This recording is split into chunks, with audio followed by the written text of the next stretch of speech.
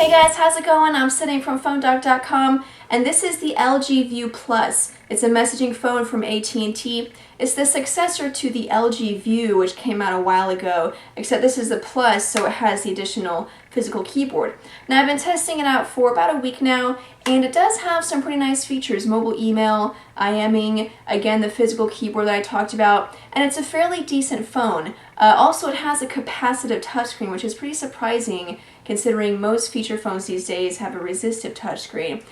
So it's a fairly decent phone, but I do think that AT&T has some better options for messaging phones, including the Paytech Link and the Samsung Flight. I think those phones are a little bit better than the LG View Plus, but I'm going to do a full review and then you can decide for yourself if this is the phone that you would like to get. So it's the LG View Plus from AT&T. I'm Sydney from PhoneDoc.com. Let's go check it out.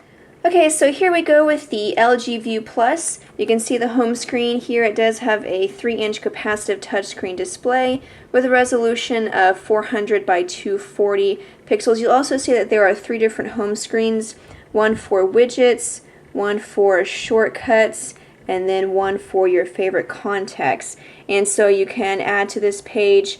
Also with these shortcuts, you can rearrange them. You can also choose. You can delete them. You can also add different shortcuts. So say if I deleted yellow pages and then there's an open space, so I could add anything from this list. There's also different categories. So that's really nice. I like the shortcut page. You know, I like having the shortcuts to all the apps that I would use. One thing that I think is strange is that, normally on the home screen with the widgets, that's where I would have my favorite shortcuts. Unfortunately, you can only add, there's only a few widgets that you can add. You see you have calendar, another type of clock, your music player, pictures, but there's really not that many options. Another thing you'll notice on the side here is that you have a little task menu button. So no matter where you are or what program you may be using, if you push that task menu button, it takes you to the task menu, and then if I had any apps running, I could use sort of an app switching functionality. Now, like I said, it is a capacitive touchscreen, and it's okay. For a feature phone, I kind of expected it to be a resistive touchscreen, but it is actually capacitive, and it's sort of a little laggy. That also has to do with the phone itself. Speeds are kind of, not so great. You can see when I'm sliding in between home screens here, it kind of takes a while for it to catch up and for everything to load. So that the lag is partly due to just the phone itself, the processor, but also the touch screen is a little bit weird, not really the best, especially when it comes to scrolling and zooming. Moving on to web browsing, I went to web browsing a little bit earlier, and so let me go back to the browser. For some reason, the web browser only works in landscape mode. I don't know why, but you can keep it in portrait mode all you want, but it won't ever rotate. It just goes automatically to landscape. It's okay. It's not too shabby. You use double tap to zoom, and speeds. You're on AT&T's network. I thought that was the AT&T logo, but it's the LG logo. There's AT&T. Anyway, it's not too shabby. I'll go to a PhoneDocs page here. When you first get the phone, it automatically goes to the mobile page for any website that you visit. And you can, of course, turn that off if you want to. So right now, I have it off. And I'm going to go to PhoneDocs normal page and just see how it loads. The phone obviously does not have Wi-Fi, so you're working off of AT&T's 3G network. So we'll see how fast it loads here. Only being in landscape mode was a little bit annoying. I mean, I can see the usefulness of it because obviously you see more on the page, but sometimes that doesn't really bother me. I'm just doing something really fast. I just want to hold it, scroll through pages, but for some reason it is always in landscape mode. So you can see the page loading here. Speed is about what you expect for a feature phone like this. You scroll through the page, and then, like I said, double tap to zoom, and it zooms in. So you can see it's still loading, so, of course it may be a little bit laggy, but scrolling is not the smoothest, of course, but it does work pretty well. The getting onto the keyboard, I used the keyboard just a minute ago here. One of the cool thing, or a nice thing, I guess, nice feature, is that you do have these shortcuts on the side of the keyboard here. So this will take you to email, or excuse me, to text messaging. So you can send a text message. This one takes you to email. Let me close that. This button takes you to email. Whenever testing out the mobile email app, I couldn't get it to sync with my Gmail account. I don't know why. It did work with a Yahoo account that I don't really use very often, but that may just been maybe a quirk with the device that I got, but it does sync with your email accounts. And then there's a shortcut here for IMing, and then a shortcut to go to the calls, and then there's one more to go to AT&T Net. So some nice little shortcuts there. Now the keyboard, it's a little bit, you kind of have to get used to it because a lot of feature phones these days, the keys are nice and rubbery, there's some separation, and so it's pretty easy to get used to, whereas this one, the keys are more firm, they're kind of that chiclet style. I don't know if you can hear that. So you kind of have to press a little bit harder than you usually would, and also they're a bit slippery. So in my experience, let me go to a message here and I'll create a message. You do have threaded text messaging on Twitter. Where is Alex27? He asked that question if you have threaded text messaging, and yes, you do. There's one other question that I'll get to in just a minute, but let me type out a message here, and you'll notice I'm kind of typing a little bit slow because, like I said, I have to press harder than usual, and also my fingers tend to slide a little bit more because the keys aren't as grippy as others. So over the lazy dog.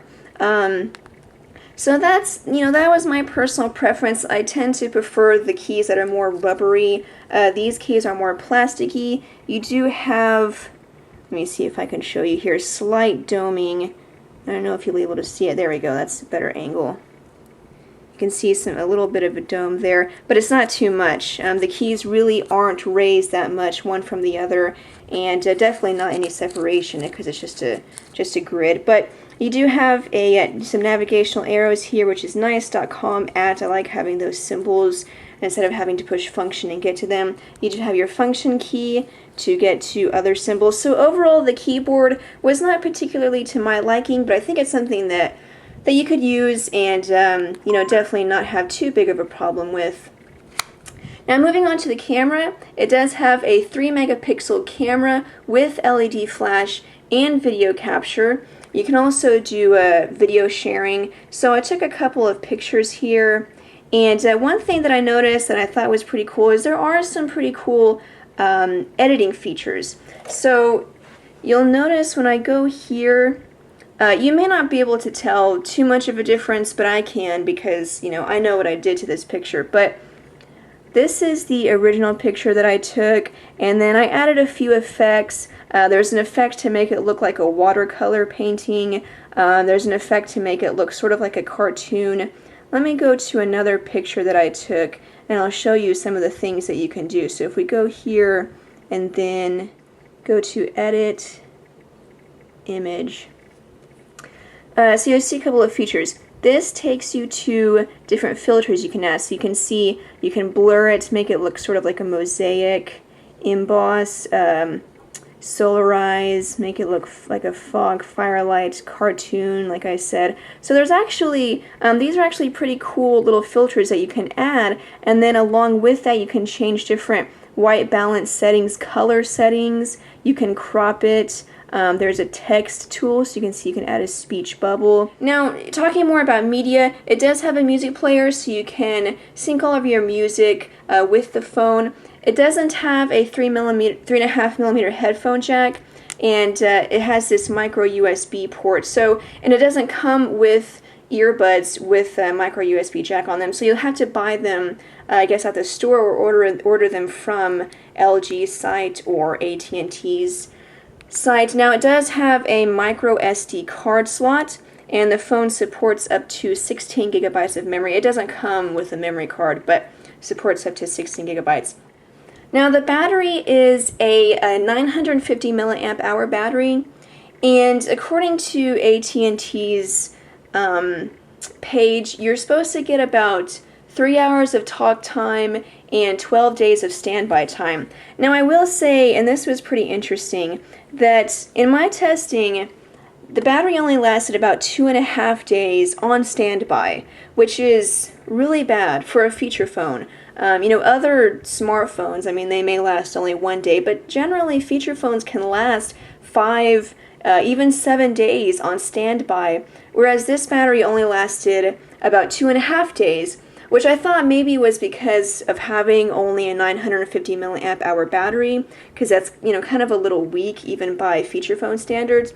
But then I realized I had just tested a phone that had a 900 milliamp hour battery, and it lasted an entire week on standby, and that was also with widgets and having mobile email active, different things like that. So I'm not really sure what happened with the device. With regular use, it still lasted about 2 days, which is about average. So not entirely sure, but I will say that in my testing, battery life wasn't too great. So overall, I know this phone is, there's a lot of excitement around this phone, a lot of requests for this review, and I think it's a perfectly decent phone. However, I think there are some other options out there that may be better. For example, the Pantech Link. I think that it had a better keyboard, and also I preferred the user interface that Pantech used with that phone. Also, the Samsung Flight, I think also again had a better keyboard. I think it had a better touchscreen, even though it was resistive and this one is capacitive. Like I said, this one didn't perform as well as I would prefer, especially considering that it's a capacitive screen. So, like I said, I think it's a fine enough phone, but I think there's some better options even on AT&T, especially whenever you think about the price. This phone is $149. It's $150, and that's on contract. That's not the off-contract, straight-out-of-the-box price. That's with a new contract and the rebates. It's $150, whereas the Pantech Link is only $10, and the Samsung Flight is free, and they're both on AT&T. So, I would recommend other phones. Now, coming up with this phone, I've had several requests for dogfights. For this against the LG Rumor Touch or against the Samsung Impression. Unfortunately, we weren't able to get those phones to compare, but I thought just to help you guys out, to do a dogfight and see how it does stack up against other phones, I have here the Samsung Reality. I was going to compare it to the Samsung Rogue until I was informed that the Reality is actually the successor to the Rogue. So it's the Samsung Reality. We're going to do a dogfight between these two phones. That's coming up on Phone Dog, so be sure and check that out. But anyway, there it is, guys. Thanks, guys, for watching. It's the LG View Plus from AT&T. Again, like I said, you can get it right now from AT&T for $149.99 with a new contract. Kind of a steep price, I think, but you can go in and check it out for yourself. Thanks, guys, for watching. Be sure and check out PhoneDog.com for all the news, updates, reviews. I'm Sydney, and I'll see you guys later.